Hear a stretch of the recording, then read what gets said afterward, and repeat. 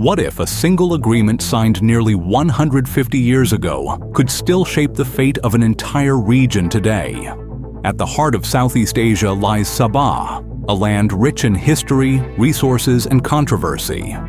What seems like a settled part of modern Malaysia is actually tied to a long-running dispute involving colonial powers, royal heirs, and competing interpretations of a single word. This isn't just a story about borders.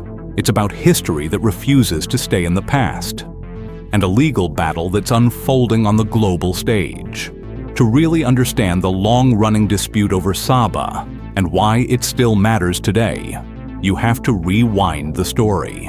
Because this isn't just about borders, it's about history, identity, and claims that go back centuries. At the center of it all is Sabah, a region sitting on the northern tip of Borneo in Southeast Asia. Today, it's one of the 13 states that make up Malaysia, but its past, far more complicated. Go back to the 15th century, and Sabah was part of the powerful Sultanate of Brunei, ruled at the time by Sultan Bolkiah. It remained under Brunei's influence until a turning point in 1658. That's when Brunei handed over large parts of northern and eastern Borneo to the Sultanate of Sulu. Why? As payment. Sulu had helped Brunei win a civil war, and in return, it received territory, including what is now Sabah. That moment would later become the foundation of the Philippines' historical claim. But the story doesn't stop there. Fast forward to the 1700s, when European powers began eyeing the region. In 1761, a British East India Company officer named Alexander Dalrymple struck a deal with the Sultan of Sulu to establish a trading post. It seemed like a small move at the time, but it opened the door to something much bigger. By 1878, a major agreement was signed. Representatives of a British commercial group secured what they described as a perpetual concession over the territory from the Sultan of Sulu. That deal, signed inside the Sultan's own palace, would later become one of the most controversial documents in Southeast Asian history. Because one question still lingers: was it a lease or a permanent transfer? The British moved quickly. Control of the territory passed into the hands of Alfred Dent, who established what became the British North Borneo Company. By 1888, North Borneo was officially a British protectorate, though it continued to be run like a private enterprise. For decades, the region was governed under British control, until World War II changed everything. From 1942 to 1945, Japanese forces occupied North Borneo as part of their expansion across Asia. After the war, the British returned, placing the territory under military administration before turning it into a crown colony in 1946. That same year, another shift happened. The Philippines gained independence from the United States, and soon after, several nearby islands were transferred to Philippine control. But Sabah remained under British rule. Then came the 1960s, a critical moment. As decolonization swept across the region, plans emerged to form a new nation, Malaysia. Between 1961 and 1963, a commission was set up to ask a key question: did the people of North Borneo, Sabah, and Sarawak want to join this new federation? The findings: most supported the idea. There was some opposition, but it was considered limited. And with that, the path was cleared. On August 31, 1963, North Borneo gained self-government, and shortly after, it officially became part of Malaysia. But not everyone agreed with that outcome. Because for the Philippines, the story traced back further, to that 1658 transfer and the 1878 agreement with the Sultan of Sulu. Those historical threads would later resurface, fueling one of Southeast Asia's most complex territorial disputes. And even today, the question still echoes: who truly owns Sabah? To answer that, you have to keep following the story, because the past isn't just history here. It's still shaping the present. Even with clear opposition on the table, the decision moved forward. Unlike Singapore, which held a formal referendum, the question of Sabah's future was never put to a direct public vote. Instead, the Commission relied on consultations with community leaders, concluding that most would eventually support joining the new federation. That conclusion set things in motion. On August 1, 1962, William Good, the last governor of North Borneo, signed the agreement that would pave the way for union. It was a defining moment, putting into writing a plan that would reshape the region. But the path wasn't smooth. The official formation of Malaysia was originally set for August 31, 1963. Then came objections from both the Philippines and Indonesia. Tensions rose and the timeline shifted. The historic launch was delayed by just over 2 weeks. On September 16, 1963, it finally happened. North Borneo, now known as Sabah, joined Malaya, Sarawak, and Singapore to form Malaysia. But even as the new nation was born, another claim was already taking shape.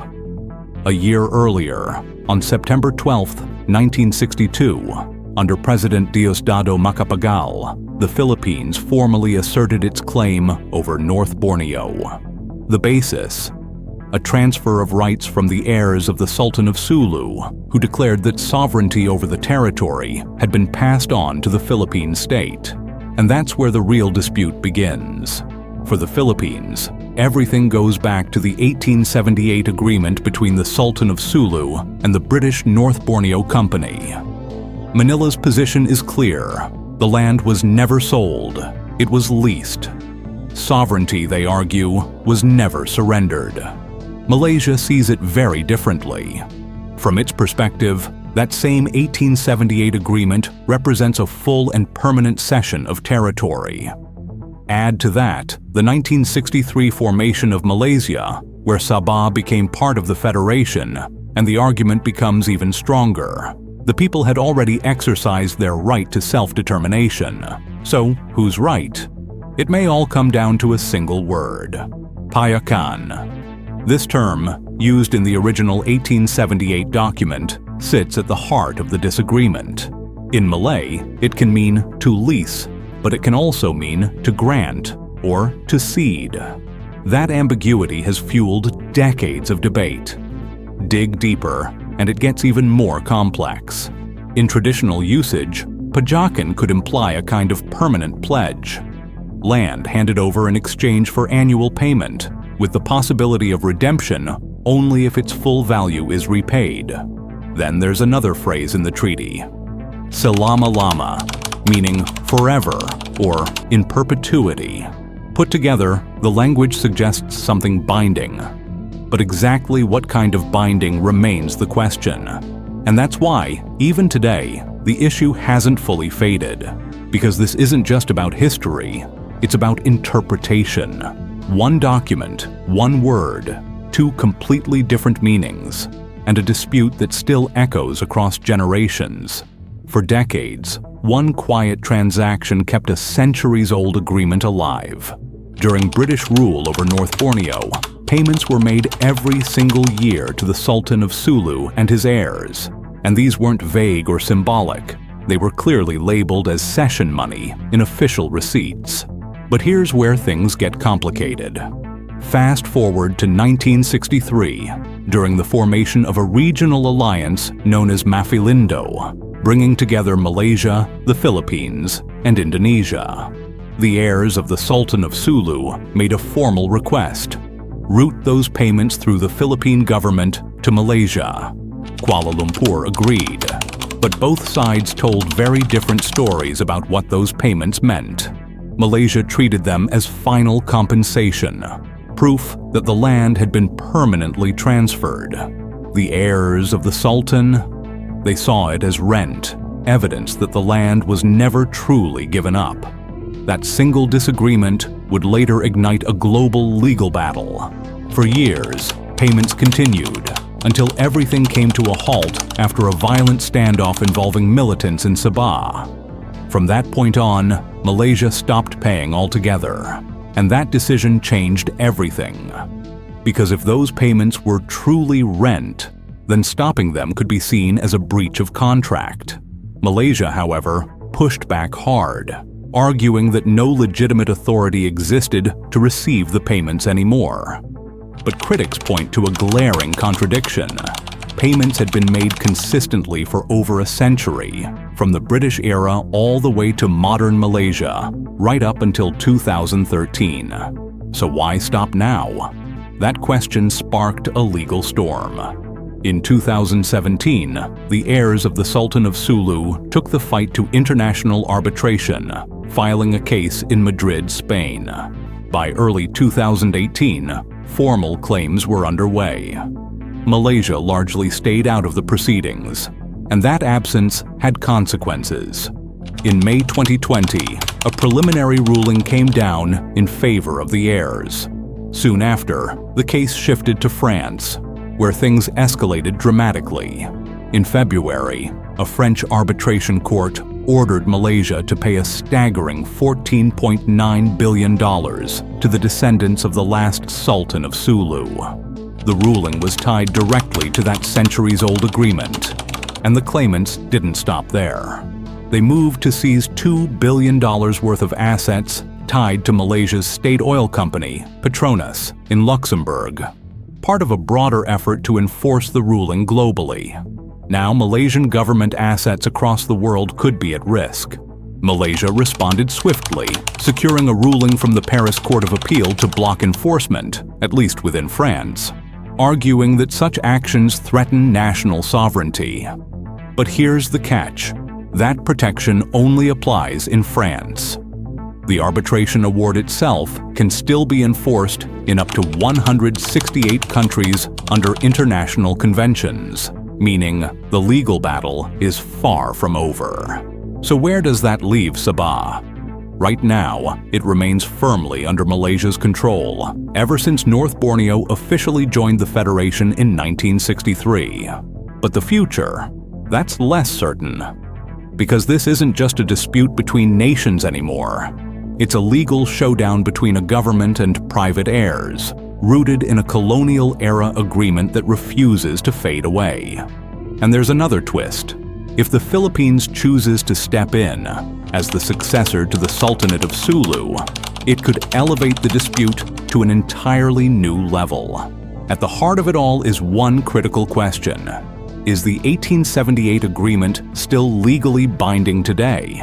If it is, and if the payments were truly rent, then Malaysia's decision to stop paying in 2013 could be seen as a violation, potentially reopening the door to claims over Sabah itself. That possibility may explain the massive $14.9 billion award, far exceeding the unpaid amounts. It's not just about missed payments, it's about control, ownership, and historical rights. Malaysia, however, isn't backing down. The government has formed a special task force to safeguard its global assets and defend its sovereignty over Sabah, making it clear that this is a line it will not cross. So now, the stakes couldn't be higher. Was Sabah's inclusion in Malaysia truly final and legally sound? Or does a 19th century agreement still hold power in today's world?